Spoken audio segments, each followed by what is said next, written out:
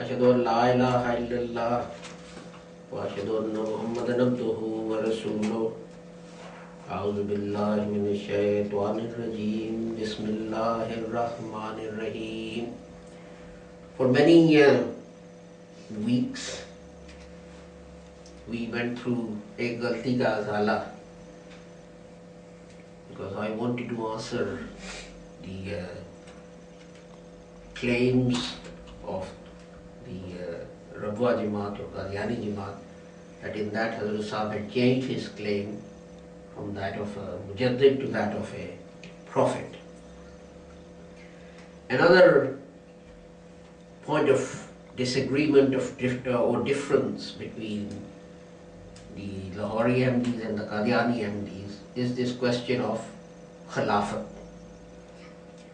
And you often hear Qadiani saying that, we have the Khalifa and that is why we've done this and we've done that and so on. So I thought it will be useful to go through this question in the next few weeks.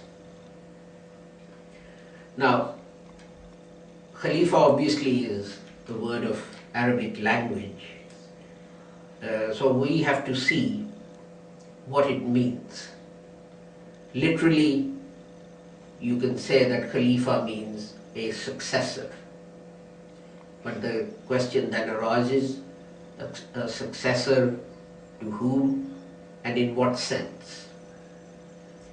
And the misfortune of the Ahmadi Jamaat is that a large part of it has been led astray because they pick one meaning of a word and they apply it in all contexts.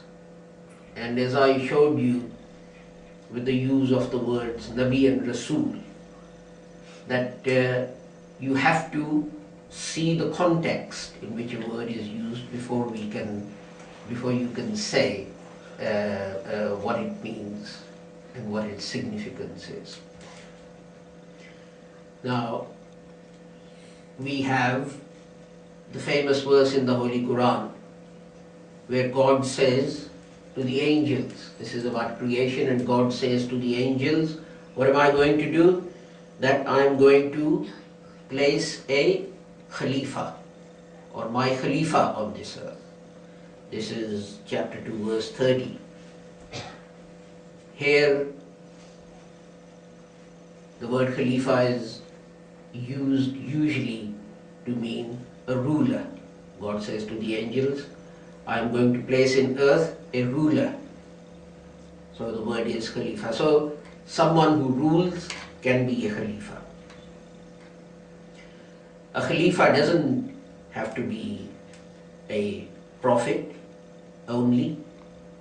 A Khalifa can be a prophet, but he can also hold temporal authority.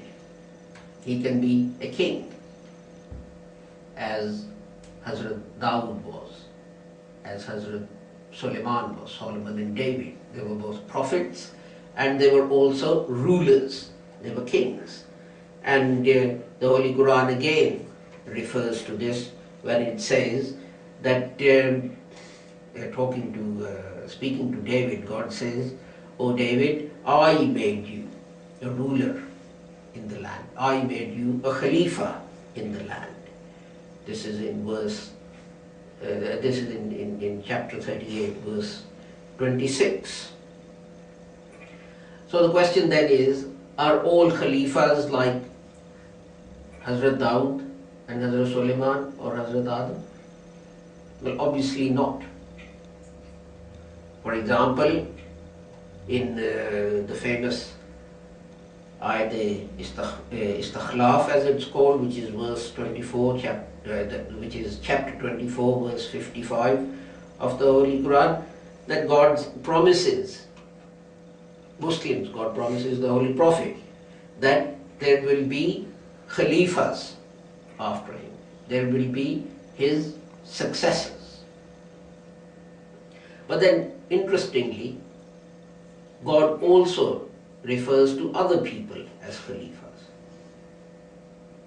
such as people of Makkah. Now about David and Solomon and so on, you could say that they are prophets, they are believers, and God uses the word Khalifa for them. But people of Makkah before or at the time of the Holy Prophet Muhammad sallallahu alaihi wasallam, they were not believers. They worshipped idols. And yet God still used the same word for them. And he said, addressing the people of Makkah, he said, and he, this is Allah, and Allah makes you successors, khulafa, in the earth. So they were rulers, they ruled that town, and they were also called Khalifas. So non-Muslims, non-believers, this term is used for them. So we have, after the Holy Prophet Muhammad, we have Khulafai Rashidin, or the rightly guarded Khalifas, or the righteous Khalifas, which is Hazrat Abu Bakr, Hazrat Umar, Hazrat Usman and Hazrat Ali radhiyallahu ta'ala anhum. But after that, you had a hereditary kingship. First of Bani Umayyah, in English they are called Umayyads, and then following that of Bani Abbas, who are called Abbasids. But they also used the word Khalifa for themselves. Now on the one hand you have Hazrat Abu Bakr, who was a Khalifa, whose door was always open, who slept on a rough bed, who gave in his will instructions that any money that he had taken from the public treasury for his own expenses should be returned to it by selling his personal property. So you have that Khalifa, and you have something like Harun Rashid or Mamun Rashid or Mutassad Billah. They were also Khalifas who lived in great palaces. People were barred from entering those palaces,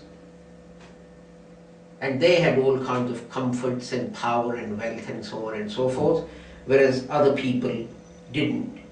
So would you then say that Harun Rashid or Mamun Rashid or all these others, Walid and so on, who used the title Khalifa, they were Khalifa in the same sense, with the same rank as was Hazrat Abu Bakr and Hazrat Umar and Hazrat Usman and Hazrat Ali?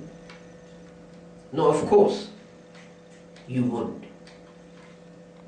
Because Khilafat is spiritual as well as temporal.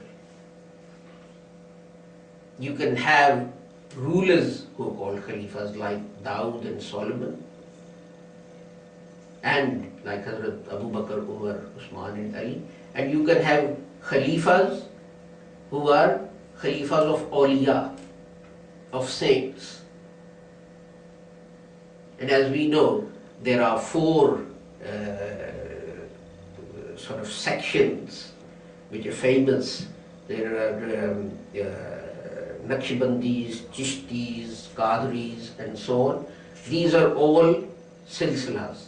These are chains or organizations of Sufis who follow one saint or another, and each saint, when he passed on, after him was appointed a Khalifa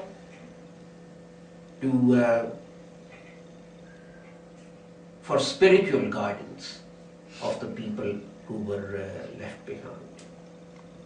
And of course, you have Khilafat in the sense in which Hazrat Sahib said that the Anjuman that he created is his Khalifa. So the Anjuman is Hazrat Sahib's successor.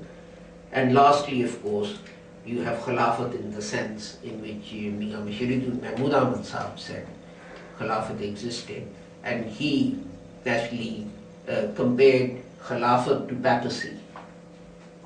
He said that Muslims destroyed Khilafat within a few years, and he said that the true Khilafat would resemble that the way the Pope works, which actually meant was that the Khalifa or the head is above making any mistake. He cannot make a mistake. He cannot commit a sin. He cannot commit an error. And he has to be obeyed unquestioningly.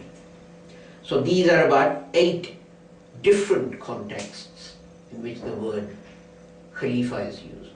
What we have to decide is, in what sense was Khilafat created in the Jamaat-e-Ahmadiyya, if it was ever created, and whether Hazrat Sahib intended there to be an autocratic dictator who was to be obeyed at all times, at all costs. So more on that later.